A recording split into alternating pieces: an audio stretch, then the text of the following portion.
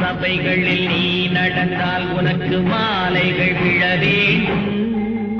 ஒரு மாற்று குறையாத மன்னவன் இவன் என்று போற்றி புகழ வேண்டும். மாபெரும் சபைகளில் நீ நடந்தால் உனக்கு மாலைகள் விழ வேண்டும்.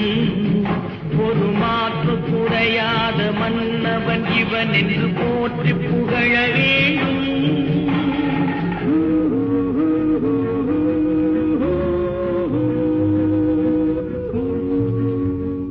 உன்னை அறிந்தால் நீ உன்னை அறிந்தால் உலகத்தில் போராடலாம்.